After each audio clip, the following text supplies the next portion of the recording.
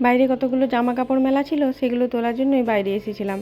বাইরে কিন্তু খুব গরম, আর আকাশের রংটা দেখুন কি সুন্দর হয়ে গেছে। পুজোর আগে কিন্তু এরকমই থাকে রংটা, আর গরমটা কিন্তু খুব বেশি থাকে। আর এই গাছের পাতাগুলোতে রোজই জল দিই, তা সত্ত্বেও একদম শুকনো শুকনো কীরকম যেন হয়ে যায়। ব্যালকানিতে রোদ আসে না, কিন্তু রোদের ওই তাপটা কিন্তু ঠিকই আসে, সেই জন্য গাছগুলো এরকম হয়ে গেছে।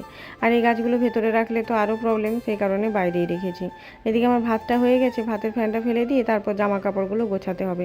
প্রচুর জামা কাপড় রয়েছে, মেশিনে কাচলেও জিনিসগুলো মেলা, তারপর তোলা, আবার সেগুলো গুছিয়ে রাখা, এগুলো কিন্তু একটা বিরাট বড় কাজ। আর আমি যেহেতু দু একদিন পর পর কাচি, সেই কারণে আমার প্রচুর জামা কাপড় হয়ে যায়। আর ছেলেকে খাইয়ে স্নান করিয়ে তারপর ঘুম পাড়িয়ে দিয়েছি, ও এখন আরামসে ঘুমোচ্ছে। ও ঘুম থেকে উঠলে তারপর ওকে খাবার খাওয়াবো। তবে আমার বোন আর আমার মাসি এখনও এসে পৌঁছায়নি, ওরা আসতে একটু দেরি হবে। ততক্ষণ আমার রান্নাবান্না সব কাজ একদম হয়ে যাবে। সব জামা কাপড়গুলো গোছানো হয়ে গেছে, এখন এগুলো আলমারিতে তুলে দিচ্ছি। জায়গার জিনিস জায়গা রাখলে দেখতে যেমন ভালো লাগে, সেরকম টাইমে কিন্তু হাতের কাছে পাওয়া যায়। আর এদিকের বেডটা খুব ধুলো হয়ে গেছিলো, ছেলের টিস্যুগুলো থেকে একটা টিস্যু নিয়ে এসেছি, সেটা দিয়ে ভালো করে মুছে দিচ্ছি। রোজ রোজ তো আর মোছা হয় না, তবে সপ্তাহে একদিন আমি চেষ্টা করি পুরোটা ভালো করে পরিষ্কার করে দেওয়ার।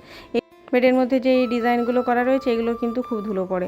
আর এসিটাও নোংরা হয়েছে, তবে এসিটা কিছুদিন আগে আমার হাজব্যান্ড একবার মুছে দিয়েছিল, আমার হাতটা কিন্তু অত দূর অবধি যায় না। আর এই পর্দার এই জায়গাগুলো একটু টুকটুক করে পরিষ্কার করে দিলাম, চারদিকে কিন্তু খুব ধুলো পড়েছে। আমার হয়ে গেছে এখন পরিষ্কার করা, এখন রান্না করে গিয়ে হাতটা ভালো করে ধুয়ে নিই। দেখেছেন একদম আমার সাদা টিস্যুটা একবারে কালো হয়ে গেছে, এত নোংরা পড়েছিল বেডটাতে। রান্নাঘরের জানলা দিয়ে কিন্তু বেশ ঠান্ডা ঠান্ডা ভালো হাওয়া আসছে, এখানে দাঁড়িয়ে থাকলে কিন্তু খুব ভালো লাগে।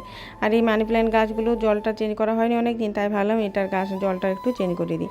ছেলে যখন ঘুমায় তখনই তো আমি সব কাজকর্ম করি, কিন্তু খুব সাবধানে করতে হয়। কোনো আওয়াজ যদি করেছি তাহলে কিন্তু সঙ্গে সঙ্গে উঠে যাবে। খুব আস্তে আস্তে কাজ টাজগুলো আমাকে করতে হয়। এদিকে ভাত হয়ে গেছে আমার, এখানে করেছি একটু পেঁপে ভাজা, এখানে ডাল, আর করেছি পটলের ভাজা, আর হয়েছে আলু পোস্ত, কারণ আজ তো শনিবার, আজ আমরা নিরামিষ খাই।